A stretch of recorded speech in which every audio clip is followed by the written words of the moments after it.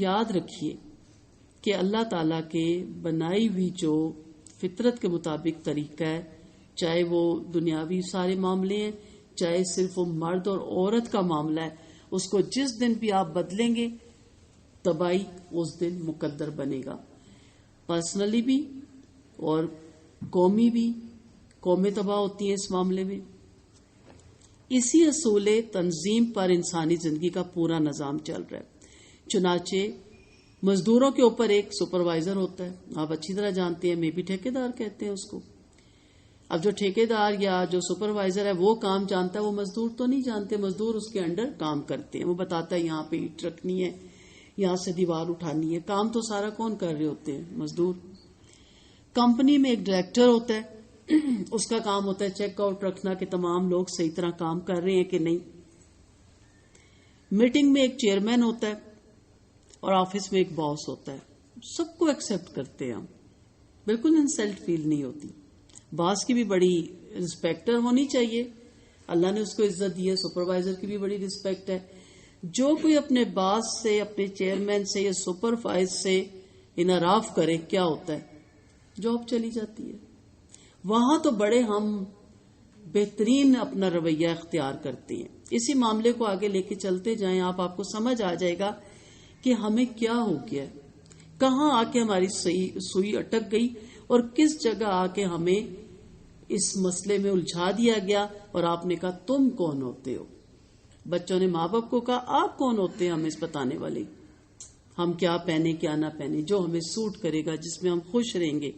آپ کون ہوتے ہیں ہمارے لیے رشتے سلیکٹ کرنے والے؟ ہمیں مرضی، جہاں ہمارا دل چاہے گا، جس سے چاہے گا ہم شادی کریں گے.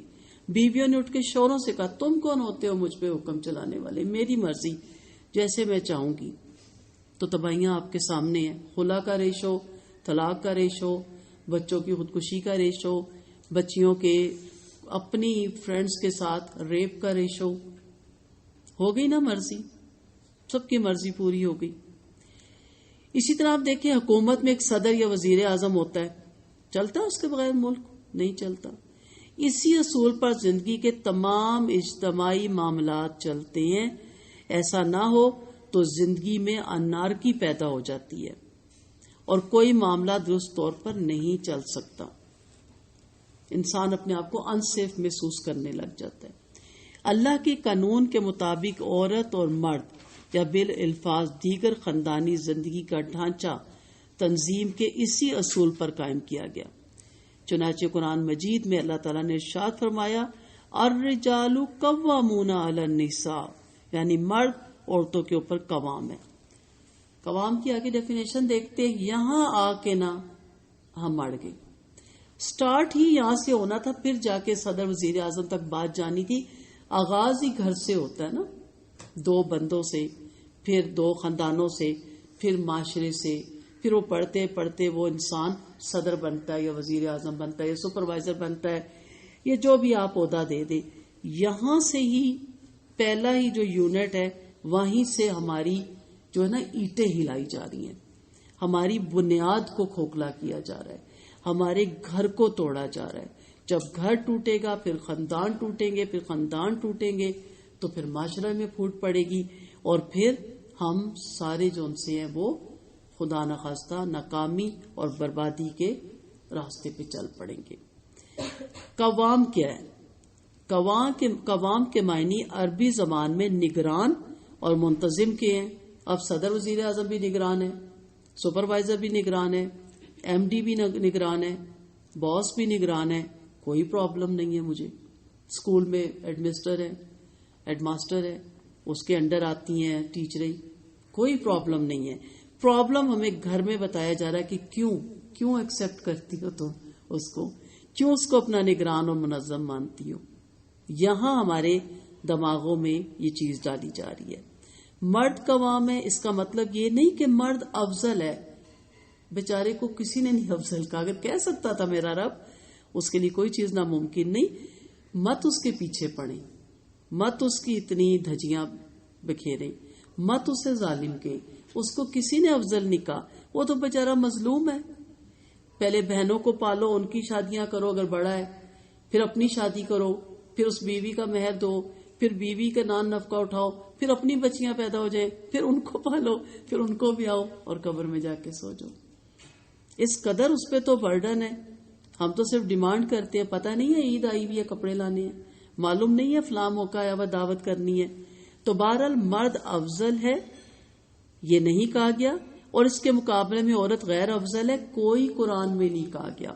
یہ غلط یہاں پہ ترجمہ یا تفسیر کر کر کے بتایا گیا ہے.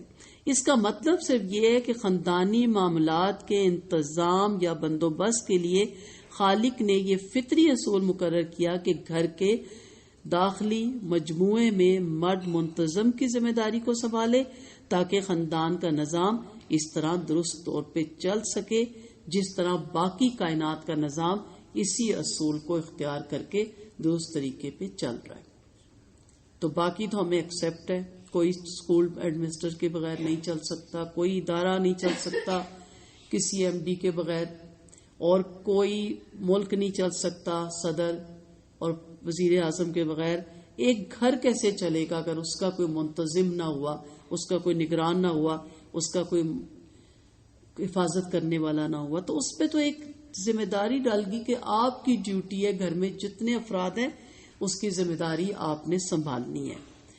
تو یہاں مرد کامل اور عورت ناقص، کوئی ایسی بات قرآن میں الحمدللہ 22 سال سے قرآن ترجمہ تفسیر سے پڑھا رہی ہوں، اور جو تو ہم ان کی پیروں کی خاک بھی نہیں جو اتنے بڑے بڑے علماء ہیں، کسی بھی آیت میں یہ چیز نہیں ملتی کہ اے عورت تو مرد سے ناقص ہے، تو مرد سے بیکار ہے. ٹھیک ہے، عورت مرد سے کم تر نہیں، نہ مرد عورت سے افضل ہے، دونوں ایک دوسرے سے مختلف ہیں، اور یہ مختلف ہونا فطرت کا قانون ہے، وہ آگے ہم جا کے دیکھیں گے، تاکہ یہ جو اللہ کا بنایا ہوا نقشہ ہے اس کے مطابق یہ نظام چل سکے.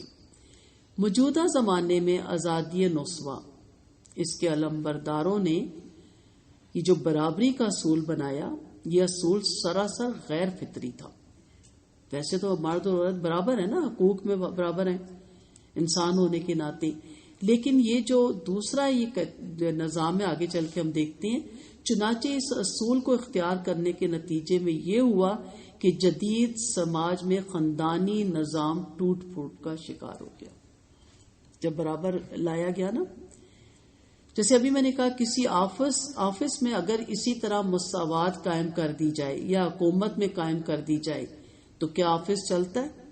کہ آفس کے جو دوسرے جاب والے ہیں اور ایم ڈی برابر ہے، دونوں کا کمرہ بھی برابر، دونوں کی سہولتیں بھی برابر، تو وہ تو لفٹ ہی نہیں دیں گے ایم ڈی کو، وہ جواب دہ ہی نہیں ہے. جی ہم آپ کو جواب دہ نہیں ہے، ہماری مرضی، ہم جیسے مرضی کام کریں. آپ کہتے ہیں ایسے ہو ہی نہیں سکتا، اسکول میں بھی ایسا نہیں ہو سکتا. حکومت کا نظام بھی درم برم ہو کے رہ جاتا ہے نا. جو انتظام پرائم منسٹر اور وزیر اعظم کے ہاتھ میں ہوتے ہیں وہ ایک مزدور کے ہاتھ میں آ سکتے ہیں، ایک ریڑھی لگانے والے کے ہاتھ میں آ سکتے ہیں؟ نہیں، انہوں نے بڑے بڑے کام کرنے ہوتے ہیں، ہم نے صرف دیکھنا ہوتا ہے کہ اچھا اب اس پالیسی کا کیا فائدہ ہوگا، اس کام کا کیا فائدہ ہوگا. تو کبھی ایسا نہیں ہو سکتا. حقیقت یہ ہے کہ یہ ایک فکری اور عملی تضاد کی بات ہے کہ دنیا کے تمام دوسرے شعبوں کے نظام کو تو اس اصول پر چلایا جائے اور گھر کے داخلی نظام کو دوسرے اصول پر چلایا جائے. یہ تضاد یقینی طور پر غیر فطری ہے، اس لیے وہ قابل عمل نہیں ہو سکتا. یا تو آپ پھر سارے معاشرے کا نظام چینج کریں اور سارے معاشرے میں مساوات قائم کر دیں، تو پھر مرد اور عورت میں بھی قائم ہو جائے گی، اور پھر ہر کوئی میری مرضی کرتا پھرے گا. پھر آپ دیکھیے گا کہ دیکھتے ہیں ملک کیسے چلتے ہیں اور گھر کیسے چلتے ہیں. مرد کو عورت کے اوپر قوام بنایا، اسی طرح ایک عملی بندوبست کی بات ہے. جس طرح آفس میں کارکنوں کے اوپر ایک ہیڈ بنایا جاتا ہے اور حکومت میں وزراء کے اوپر ایک وزیر اعظم بنایا جاتا ہے، قوام کا لفظ صرف عملی بندوبست کو بتاتا ہے، نہ کہ اخلاقی معنوں میں فضیلت یا امتیاز کو. قوام کے اصول کو ہمیں ایک عملی ضرورت کے طور پہ لینا ہے، اور جہاں تک رتبے اور درجے کا تعلق ہے تو اس اعتبار سے عورت اور مرد کے درمیان کوئی فرق نہیں، دونوں یکساں طور پر برابر کی عزت اور احترام کے مستحق ہیں.